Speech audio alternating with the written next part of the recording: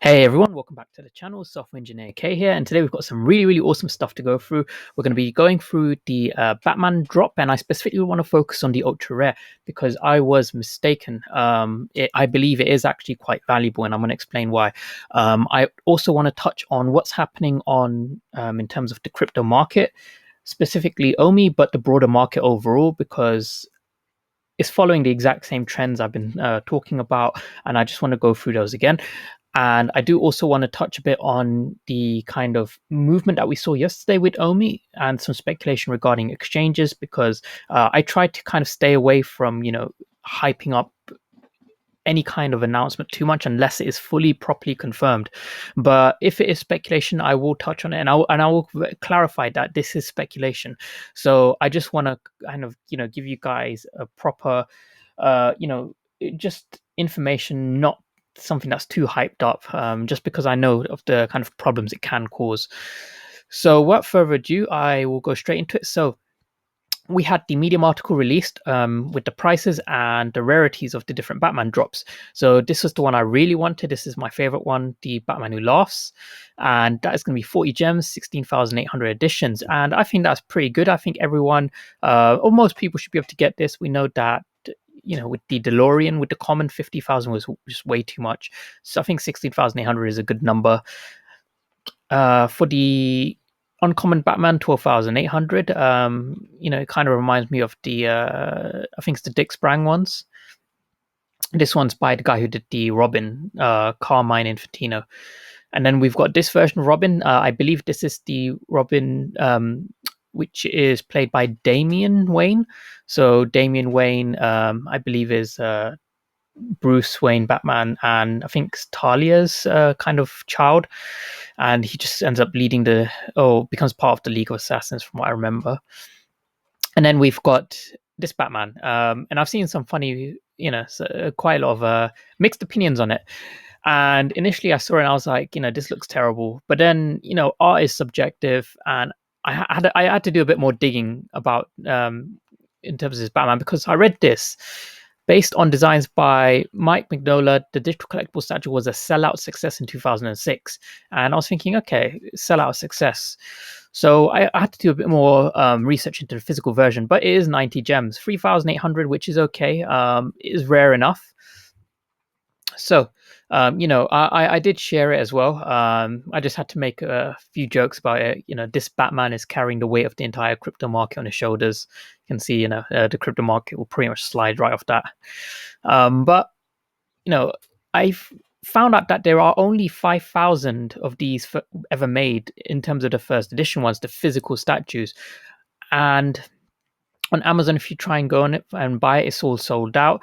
And the ones that are sold out, this is the second edition version. So it was so popular that after the first 5,000 had sold out, they had to come back and make a second edition version of it, just for people who want it. And that's quite interesting, because the first edition version, 5,000 created, all sold out.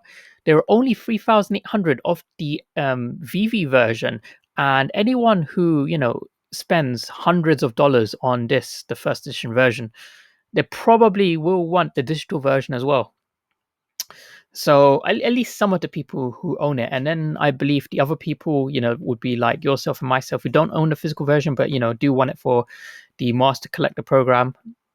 And then you're obviously going to get the scalpers as well, who just want to buy to resell. So I believe this is going to be quite popular.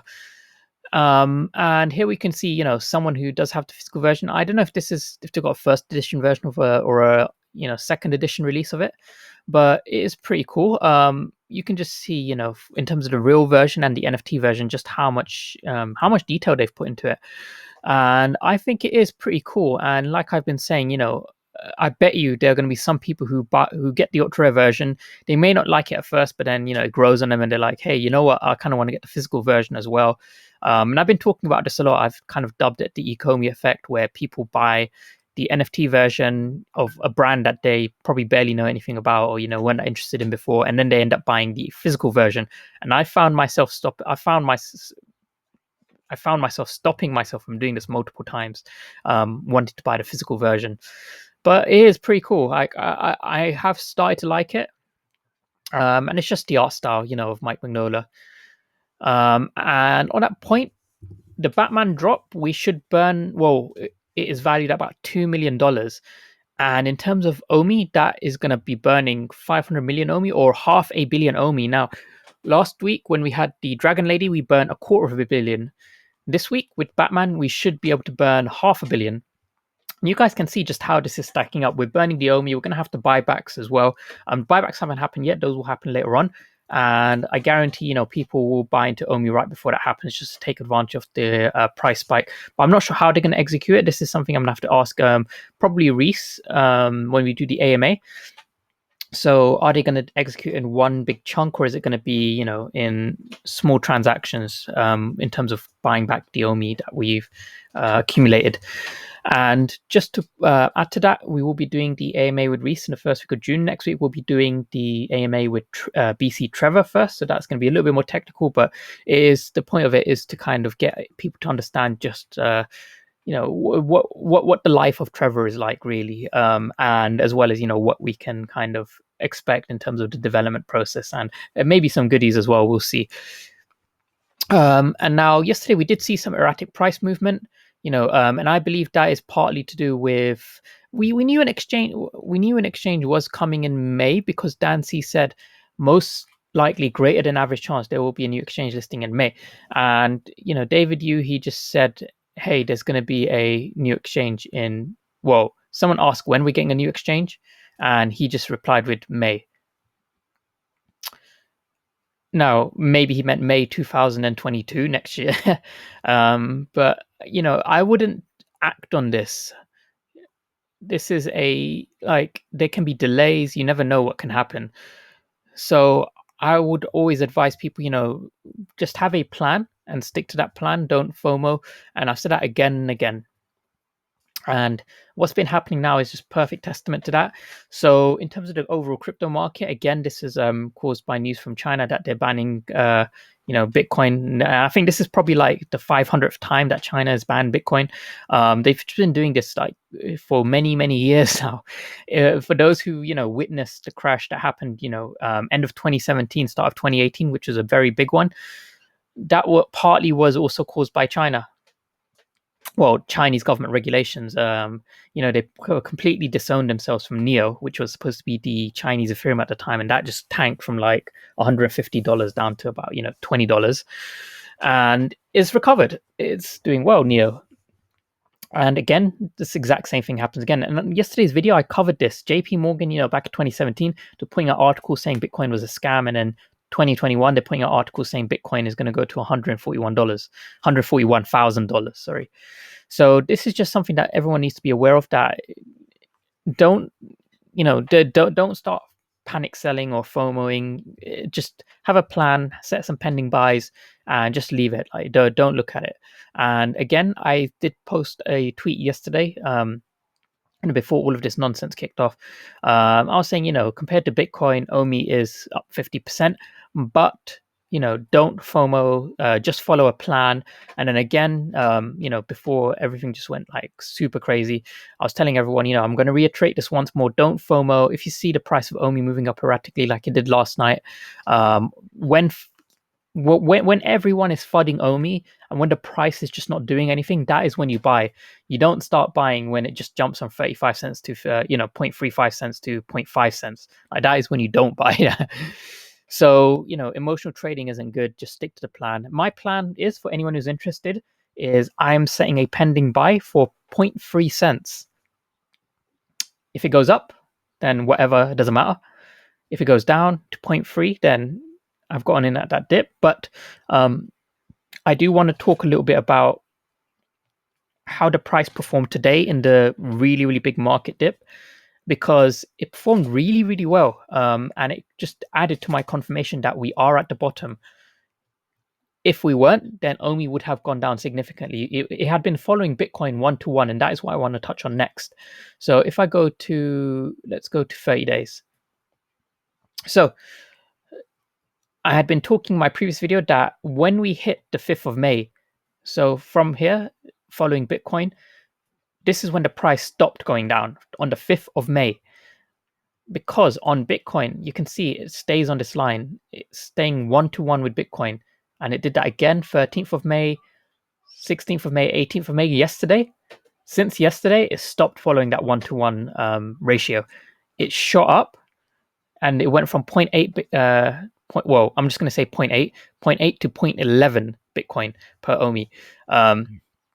And during the dip, we would have expected it to come all the way down, but nope, it didn't. It stayed above this kind of bottom where it was relative to Bitcoin.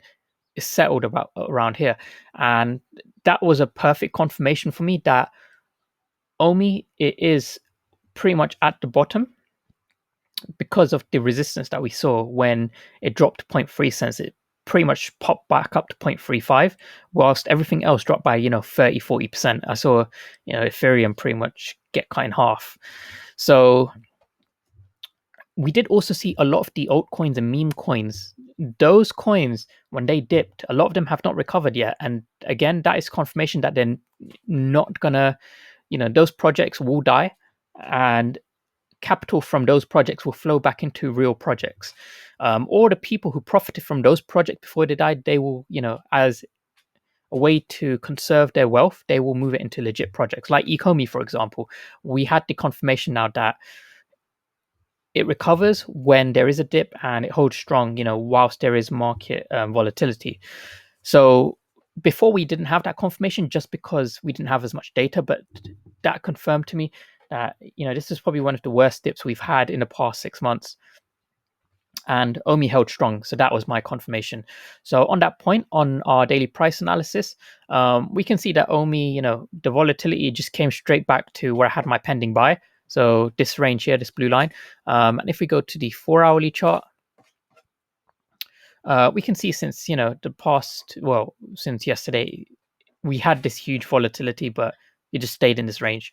And even though Bitcoin dipped heavily, it just stayed in this range. It just stuck in that range. Like, that is where OMI is going to stay until we get some significant solid news, not speculation, because speculation will cause volatility. So the price will go up, and then it will come back down to where it is. That's what speculation will do. And I kind of I want to stay away from that for now. If we get a solid confirmation, like, here's the email from whatever exchange we are listing OMI right now, you can go buy it, then I reckon from there we will find a decent new level of support. But for the time being, that's just where we are. Now, I would say, I'm going to set pending buys at 0.3 cents just in case, if Bitcoin goes to, like, I don't know, drops to below 20K, I think that may be just enough to bring OMI down a bit more. But where we are right now, OMI did really, really well. It was like my only coin that was green. Relative to Bitcoin, it is still green. A lot of coins are in the red relative to Bitcoin. So that is, good confirmation that we are at the bottom. So that's pretty much everything I want to go through with you guys today. As always, please do like and subscribe to support the content. Thank you so much for watching, and I'll see you guys in the next video. See ya.